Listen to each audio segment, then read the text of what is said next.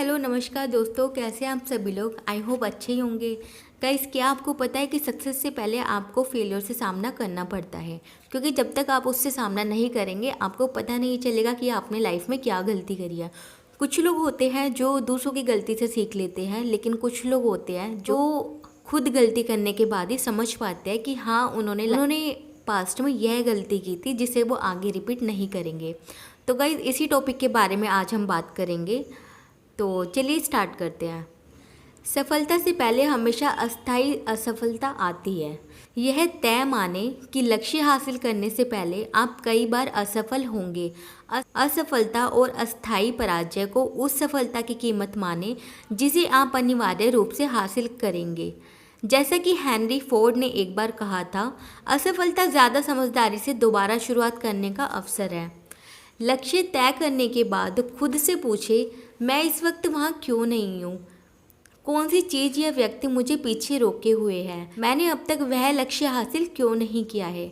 अपने और लक्ष्य के बीच खड़ी तमाम बाधाओं को पहचान ले। हर उस चीज़ को लिख ले जो आपके ख्याल से आपका रास्ता रोक रही है या आपको धीमा कर रही है, यह आगे बढ़ने की राह में बाधा डाल रही है। याद रखिए, आप वही बन जाते हैं जिसके बारे में आप ज़्यादातर वक्त सोचते हैं। समस्याओं और मुश्किलों के मामलों में सफल लोग एक खास तरीके से सोचते हैं, जिसे समाधान केंद्रित तरीका कहा जाता है। सफल लोग ज़्यादातर वक्त समाधान के बारे में सोचते हैं। असफल लोग ज़्यादातर वक्त समस्याओं और मुश्किलों के बारे में सोचते हैं। समाधान केंद्रित लोग हमेशा अपने रास्ते की बाधाओं को ऊपर से, बगल से और नीचे से पार करने के रास्ते खोजते रहते हैं। समस्या केंद्रित लोग लगातार अपनी समस्याओं के बारे में ऐसी बातें करते हैं कि उनके लिए कौन सा व्यक्ति या वस्तु जिम्मेदार है, वह कितने दुखी या नाराज़ है और यह कितना दुर्भाग्यपूर्ण है। दूसरी ओर समाधान केंद्रित लोग बस यह सवाल पूछते हैं, हम इसे कैसे सुलझा सकते हैं। फिर वे समस्या से निपटने के लिए ज़रूरी कदम उठा लेते हैं। आप जो चीज़ हासिल करना चाहते हैं उसके और आपके बीच हमेशा किसी न किसी तरह की समस्या या बाधा जरूर होगी। इसलिए कई बार सफलता की परिभाषा यह दी जाती है, समस्याएं सुलझाने की योग्यता।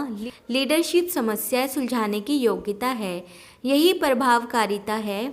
महत्वपूर्ण चीज़ उन्हीं स्त्री पुरुषों ने हासिल की है जिन्होंने अपने और लक्ष्यों के बीच खड़ी समस्या को सुलझाने की योग्यता विकसित कर ली है। समस्या सुलझाना एक योग्यता है, सौभाग्य से समस्या सुलझाना एक योग्यता है।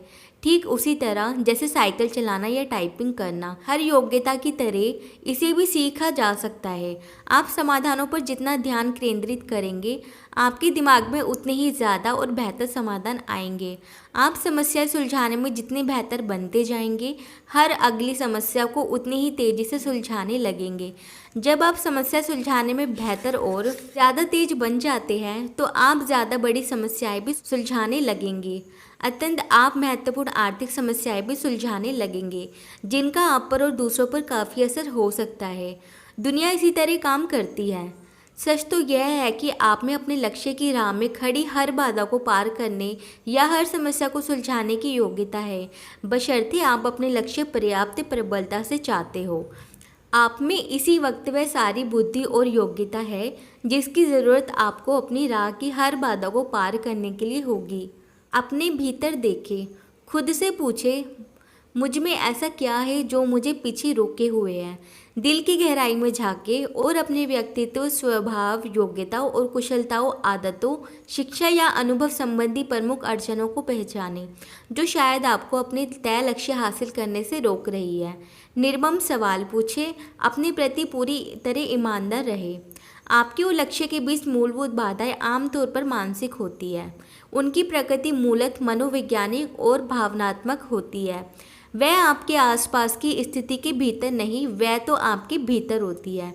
और अगर आप अपने लिए संभव हर चीज़ को हासिल करना चाहते हैं तो इन्हीं मानसिक बाधाओं से शुरू करें। सफलता की राह की दो प्रमुख बाधाएं।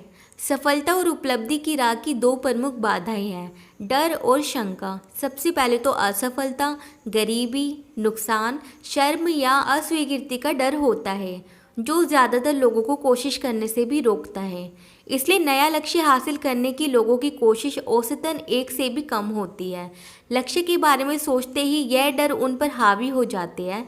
जिस तरह ज़रा सी आग लगने पर पानी की बाल्टी डालने से वह बुझ जाती है, उसी तरह से डर उनकी इच्छा को पूरी तरह बुझा देते हैं। दूसरी मानसिक बाधा है आत्मशंका, जो डर के बहुत करीब है। हमें अपनी योग्यताओं पर विश्वास नहीं होता, बल्कि शक होता है।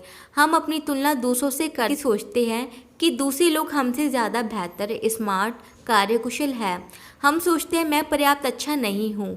हम अपने मनचाहे बड़े लक्ष्य हासिल करने की चुनौतियों के सामने अक्षम और हीन महसूस करते हैं। कुछ महत्वपूर्ण बातें। फर्स्ट, एक प्रमुख लक्ष्य चुन ले और फिर पूछे, मैं इस वक्त वहाँ क्यों नहीं हूँ? कौन सी चीज़ या व्यक्ति मुझे पीछे रोके हुए है? जो भी चीज़ दिमाग में आए उसकी सूची बना ले। सेकंड, अपने भीतर झांके इस संभावना को ध्यान में रखें कि आपके डर और शंकाएं ही असफलता की राह में आपकी सबसे बड़ी बाधाएं हैं। थर्ड, अपने भीतर और बाहर की अड़चन या सीमित करने वाले तत्व को पहचानें जो आपके लक्ष्य हासिल करने की गति को तय करता है। फोर्थ, अपनी प्रमुख समस्या या बाधा की कई परिभाषाएं गढ़े, बार बार पूछते रहे और कौन सी चीज़ समस्या की वजह से हो सकती है। फिफ्थ, अपने सर्वश्रेष्ठ समाधान को लक्ष्य के रूप में परिभाषित करें। एक समय सीमा तय कर ले, एक कार्य योजना बना ले और फिर अपनी योजना पर काम करने में जुट जाए। हर दिन इस पर तब तक काम करें जब तक कि समस्या सुलझ ना जाए या बाधा दूर ना हो जाए। गाइस, आई होप आपको ये टॉपिक पसंद आया हो। वीडियो को लाइक करें, चैनल को सब्सक्राइब करें और नोटिफिकेशन बेल को ज़रूर हिट करें। मिलते हैं नेक्स्ट वीडियो में। Thanks for watching.